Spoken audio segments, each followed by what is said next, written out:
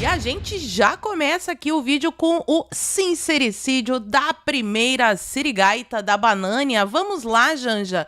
O que você tem a dizer sobre esses criminosos das redes sociais que ficam dando opinião? Que abuso. Vamos lá.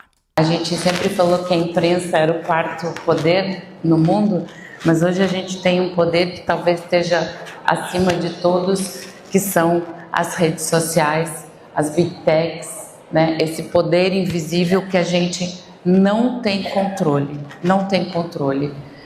A gente vive um momento em que qualquer um faz um discurso de ódio contra uma mulher na internet, na sua rede social, e fica por isso mesmo. E isso tem levado à morte de muitas mulheres e de muitas meninas também. Então eu acredito que a gente tem um desafio do campo progressista de falar todo dia sobre isso. É nossa responsabilidade falar sobre isso. A gente sempre falou que a imprensa... O que incomoda demais a primeira sirigaita é que não tem controle sobre a internet. Esse povo que insiste em dar opinião nas redes sociais. Temos que controlar, temos que censurar. Ela só não usa a palavra. Agora guardem a canalice dos socialistas, porque ela diz progressista, que é uma palavra mais bonitinha e tem gente que cai nessa, mas são socialistas / comunistas que querem censurar sim a internet, e a desculpinha que eles usam é que mulheres estão perdendo a vida por causa de discurso de ódio. Não dizem o que é esse tal discurso de ódio e nem qual a ligação de uma coisa com a outra. Os dados são retirados do fonte Vozes da minha cabeça, mas guardem essa informação porque eu vou voltar nela durante o vídeo.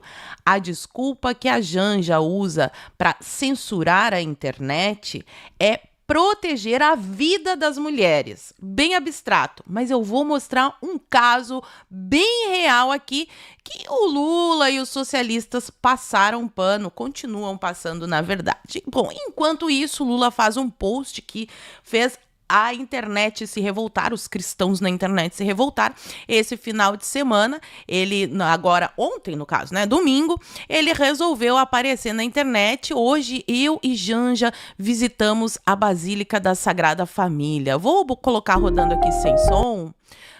Aí aparece ele ajoelhado, concentrado, rezando com a Janja na igreja. São muito cristãos. Ai, que lindo, ai, que comovente. Tá, vocês já estão com vontade de vomitar, né? O que está acontecendo? Por que o Lula resolveu postar isso? Pesquisas recentes mostram uma queda vertiginosa de Lula no meio cristão. Aqui, ó, o que pode explicar queda de 6 pontos. Gente, 6 pontos é muita coisa.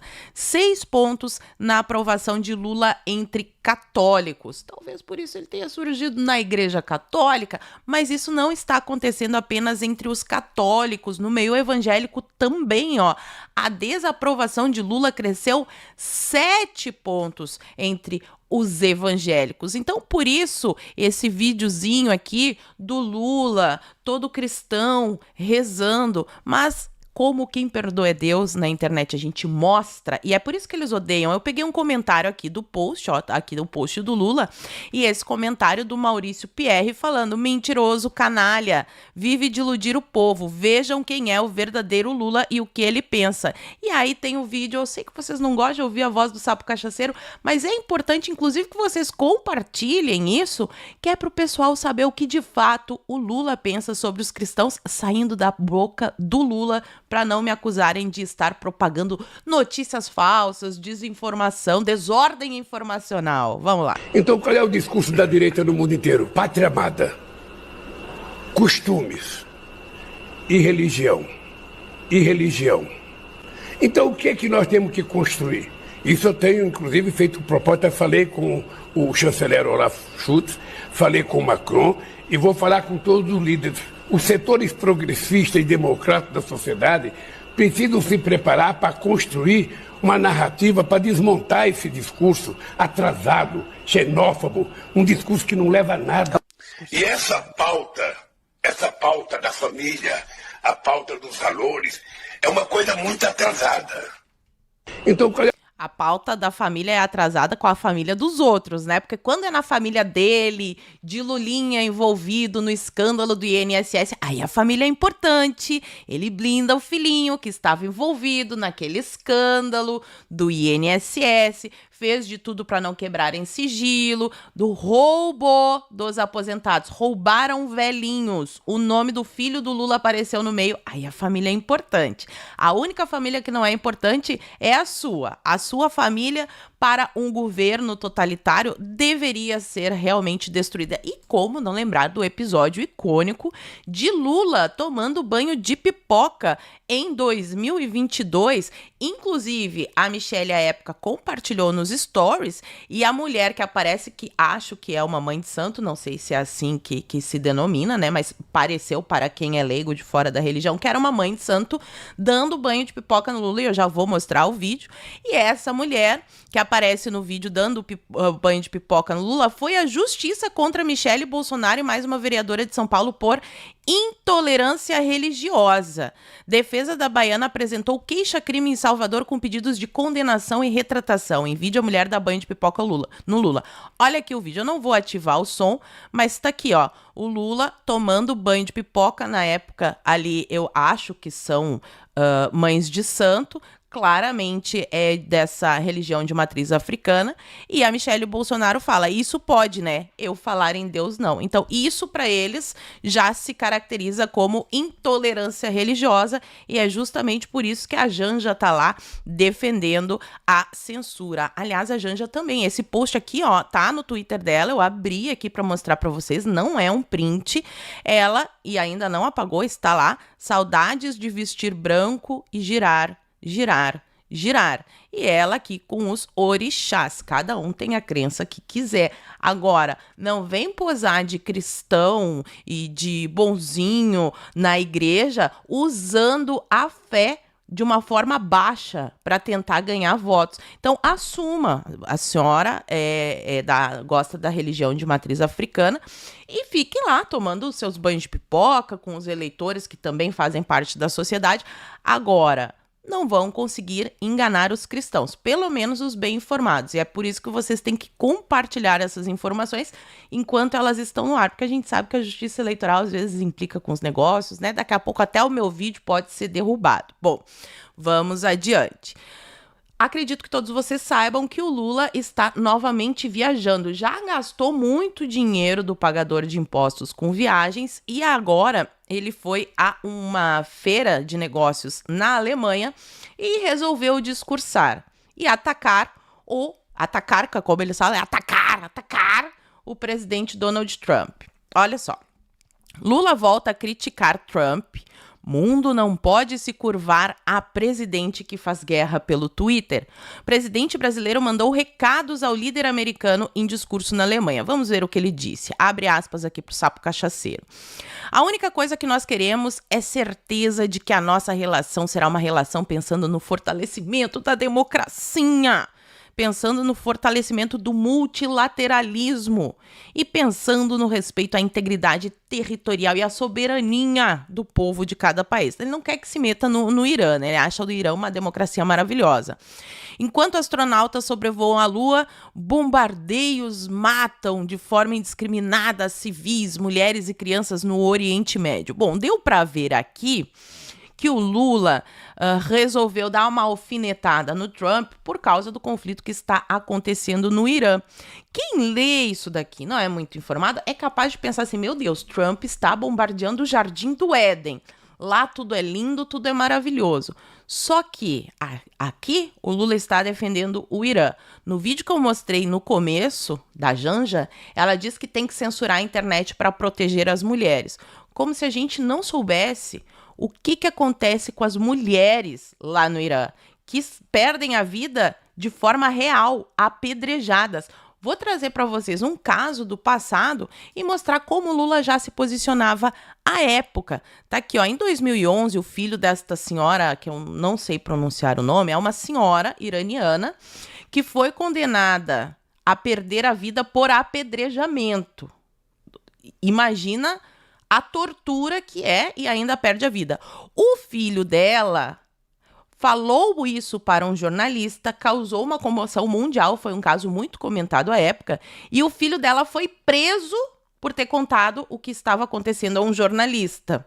Por isso que eles odeiam tanto jornalistas independentes, o povo que dá opinião na internet. Aí ele foi libertado sob fiança. O nome dele também não sei pronunciar, mas ele disse aos jornalistas que não duvida da culpa da sua mãe. Ela foi condenada por adultério, apedrejamento até perder a vida. Esse é o pessoal que defende as mulheres. Sobre isso aqui, eles não falam nada. Quer dizer, eles ainda passam um pano. Vou mostrar para vocês.